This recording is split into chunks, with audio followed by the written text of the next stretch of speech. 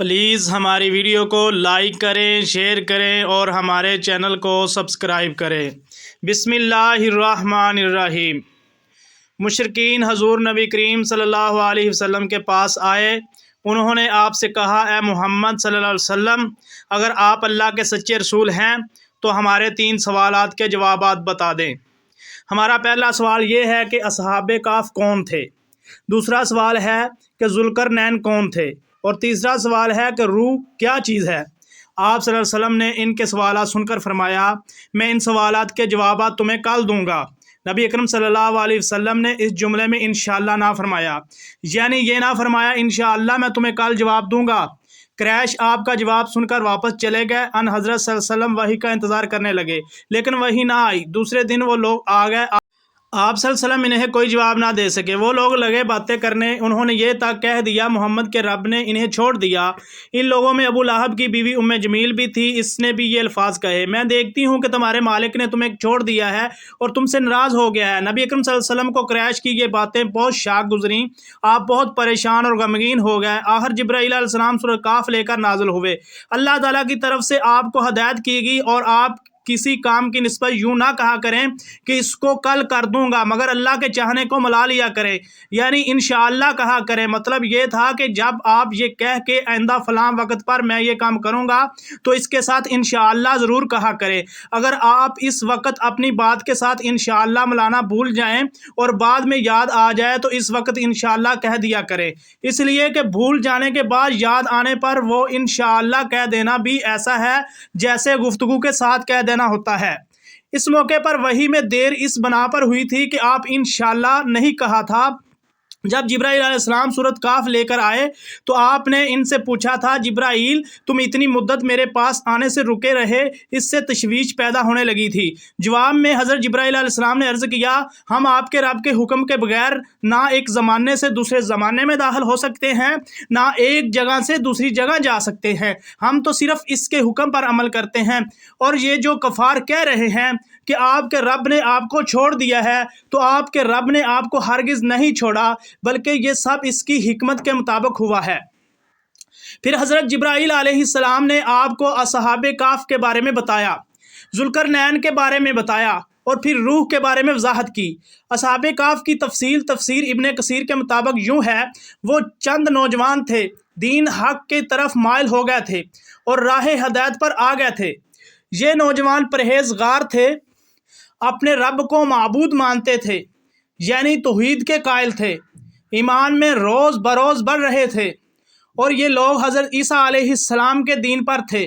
لیکن بعض روایت میں سے یہ بھی معلوم ہوتا ہے کہ یہ واقعہ حضرت عیسیٰ علیہ السلام سے پہلے کا ہے، اس لیے کہ یہ سوال یہودیوں نے پوچھے تھے، اور اس کا مطلب یہ ہے کہ یہودیوں کی کتابوں میں یہ واقعہ موجود تھا۔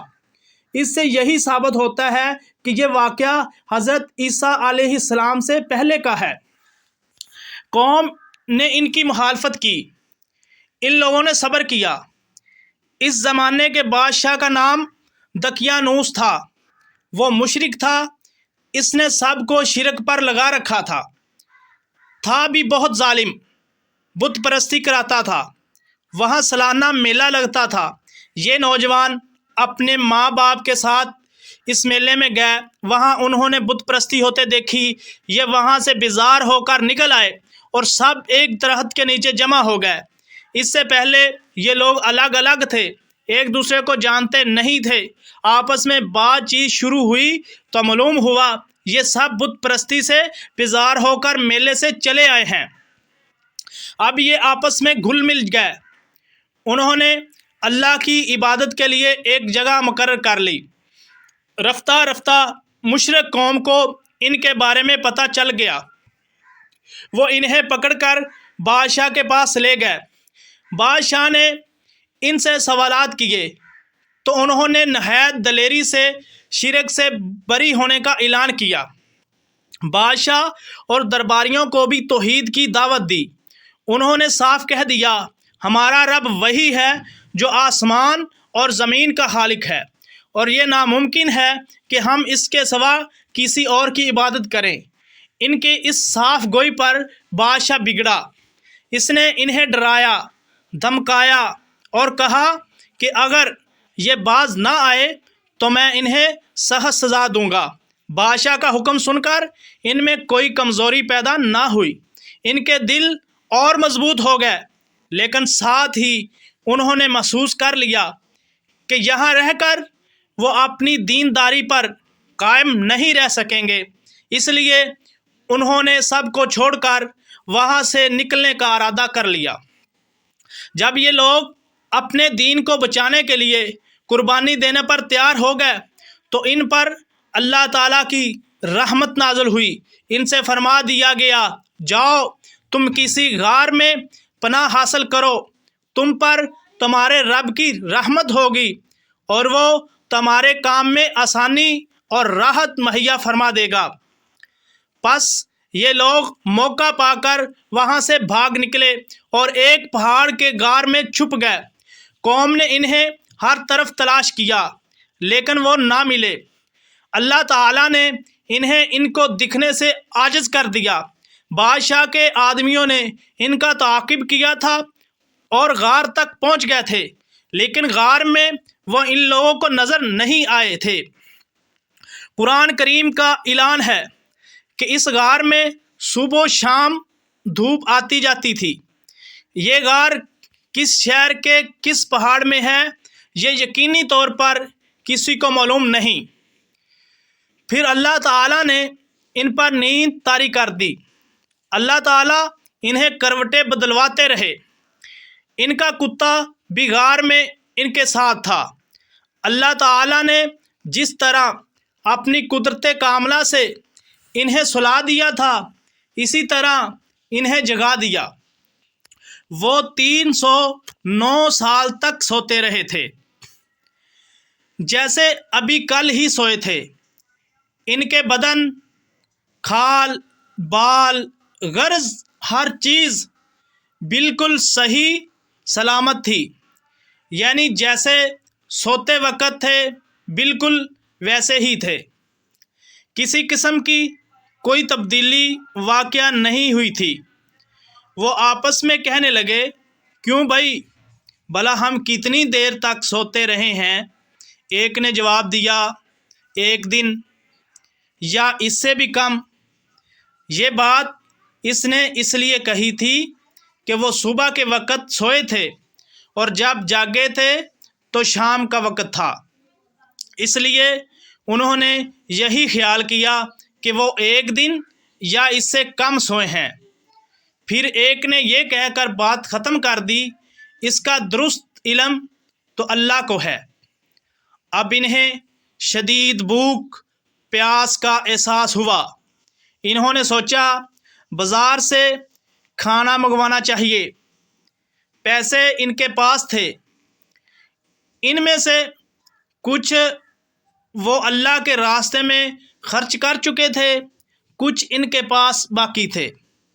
ایک نے کہا، ہم میں سے کوئی پیسے لے کر بازار چلا جائے اور کھانے کی کوئی پاکیزہ اور عمدہ چیز لے آئے، اور جاتے ہوئے اور آتے ہوئے اس بات کا خیال رکھے کہ کہیں لوگوں کی نظر اس پر نہ پڑ جائے۔ سودا خریدتے وقت بھی ہوشیاری سے کام لیں، کسی کی نظروں میں نہ آئے۔ اگر انہیں ہمارے بارے میں معلوم ہو گیا تو ہماری خیر نہیں۔ دقیانوس کے آدمی ابھی تک ہمیں تلاش کرتے پھر رہے ہوں گے۔ چنانچہ ان میں سے ایک غار سے باہر نکلا، اسے سارا نقشہ ہی بدلا نظر آیا۔ اب اسے کیا معلوم تھا کہ وہ 309 سال تک سوتے رہے ہیں۔ اس نے دیکھا کوئی چیز اپنے پہلے حال پر نہیں تھی، شہر میں کوئی بھی اسے جانا پہچانا نظر نہ آیا۔ یہ حیران تھا، پریشان تھا اور ڈرے ڈرے انداز میں آگے بڑھ رہا تھا۔ اس کا دماغ چکرا رہا تھا، سوچ رہا تھا، کل شام تو ہم اس شہر کو چھوڑ کر گئے ہیں، پھر یہ اچانک کیا ہو گیا ہے؟ جب زیادہ پریشان ہوا تو اس نے اپنے دل میں فیصلہ کیا، मुझे जल्द अज जल्द सौदा लेकर अपने साथियों के पास पहुंच जाना चाहिए। आखिर वो एक दुकान पर पहुंचा, दुकानदार को पैसे दिए और खाने पीने का सामान तलब किया। दुकानदार इस सिक्के को देखकर हैरतज़दा रह गया। इसने वो सिक्का साथ वाले दुकानदार को दिखाया और बोला, भाई ज़रा देखना, ये सिक्का किस ज़माने का है। इसने दूसरे को दिया। इस तरह सिक्का कई हाथों में घूम गया। कई आदमी वहाँ जमा हो गए। आखिर उन्होंने इससे पूछा, तुम ये सिक्का कहाँ से लाए हो? तुम किस मुल्क के रहने वाले हो? जवाब में इसने कहा, मैं तो इसी शहर का रहने वाला हूँ। कल शाम ही को तो यहाँ से गया हूँ। यहाँ का बादशाह दकियानूस है। वो सब इसकी बात सुनकर हंस पड़े और बोले, ये तो कोई पागल है, इसे पकड़कर बादशाह के पास ले चलो। आखिर इसे बादशाह के सामने पेश किया गया। वहाँ इससे सवालात हुए। इसने तमाम हाल कह सुनाया। बादशाह और सब लोग इसकी कहानी सुनकर हैरतज़दा रह गए। आखिर उन्होंने कहा, अच्छा ठीक है, तुम हमें अपने साथियों के पास ले चलो, वो गार हमें भी दिखाओ। चनाचे सब लोग इसके साथ गार की तरफ रवाना हुए। इन नौजवानों से मिले और इन्हें बताया कि दकियानूस की बादशाहत ख़त्म हुए 3 सदियाँ यानी 300 साल बीत चुके हैं और अब यहाँ अल्लाह के नेक बंदों की हुकूमत है। बहरहाल इन नौजवानों ने अपनी बकिया ज़िंदगी इसी गार में गुजारी और वही वफात पाई। बाद में लोगों ने इनके आज़ाद के तौर पर पहाड़ की बुलंदी पर एक मस्जिद तमीर की थी। एक रवायत में ये भी है कि जब शहर जाने वाला पहला नौजवान लोगों को लेकर गार के करीब पहुंचा तो इसने कहा, तुम लोग यही ठहरो, मैं जाकर इन्हें खबर दूं। अब ये इनसे अलग होकर गार में दाखिल हो गया। साथ ही अल्लाह ताला ने इन पर फिर नींद तारी कर दी।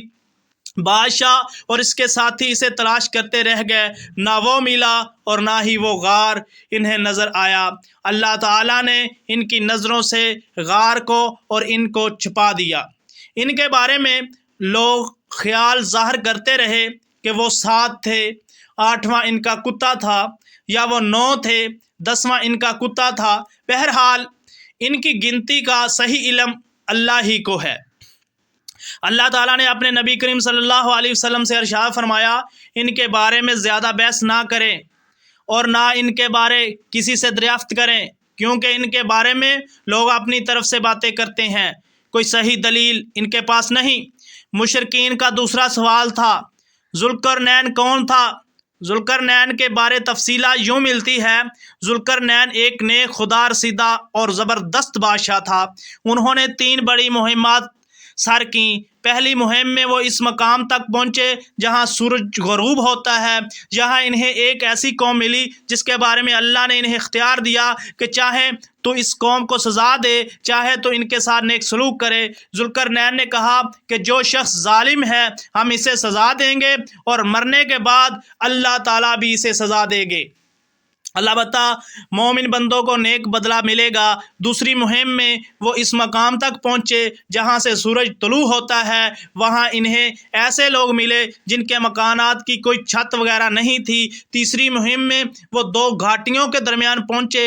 यहाँ के लोग इनकी बात नहीं समझते थे। उन्होंने इशारों में या तर्जमान के ज़रिए याजूज मजूज की तबाहकारियों का शिकवा करते हुए इनसे दरख्वास्त की कि वो इनके और याजूज मजूज के दरमियान बंद बनवा दें, दीवार बना दें। जुल्करनैन ने लोहे की चादरें मंगवाई, फिर इनसे एक दीवार बना दी। इसमें तांबा पिघलाकर डाला गया। इस काम के होने पर जुल्करनैन ने कहा, ये अल्लाह का फजल है कि मुझसे इतना बड़ा काम हो गया। क़यामत के करीब याजूज मजूज इसके दीवार को तोड़ने में कामयाब हो जाएंगे। जुल्करनैन के बारे में मुख्तलिफ वजाहतें किताबों में मिलती हैं करने की मैंने 2 सिमतें की हैं। जुल्करनैन दुनिया के 2 किनारों तक पहुँचे थे, इसलिए इन्हें जुल्करनैन कहा गया।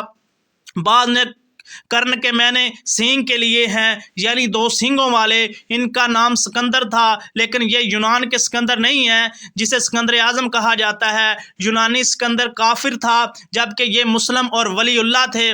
یہ سام بن نوح علیہ السلام کی اولاد میں سے تھے۔ خضر علیہ السلام ان کی فوج کو جھنڈا اٹھانے والے تھے۔ تیسرے سوال یعنی روح کے بارے میں اللہ تعالیٰ نے ارشاد فرمایا، یہ لوگ آپ کی روح کے بارے میں پوچھتے ہیں، آپ فرما دیجئے کہ روح میرے رب کی حکم سے قائم ہے، یعنی روح کی حقیقت اس کے علم میں ہے، اس کے سوا کے بارے میں کوئی نہیں جانتا۔ روح کے بارے میں یہودیوں کی کتابوں میں بھی بالکل یہی بات درج تھی کہ روح اللہ کے حکم سے قائم ہے، اس کا علم اللہ ہی کے پاس ہے اور اس نے اپنے سوا کسی کو نہیں دیا۔ یہودیوں نے مشرکوں سے پہلے ہی کہہ دیا تھا کہ اگر انہوں نے روح کے متعلق کچھ بتایا تو سمجھ لینا وہ نبی نہیں ہے، اگر صرف یہ کہا کہ روح اللہ کے حکم سے قائم ہے تو سمجھ لینا کہ وہ سچے نبی ہیں۔ آپ نے بالکل یہی جواب ارشاد فرمایا۔ پلیز اگر ہماری ویڈیو اچھی لگے تو ہمارے چینل کو سبسکرائب کریں۔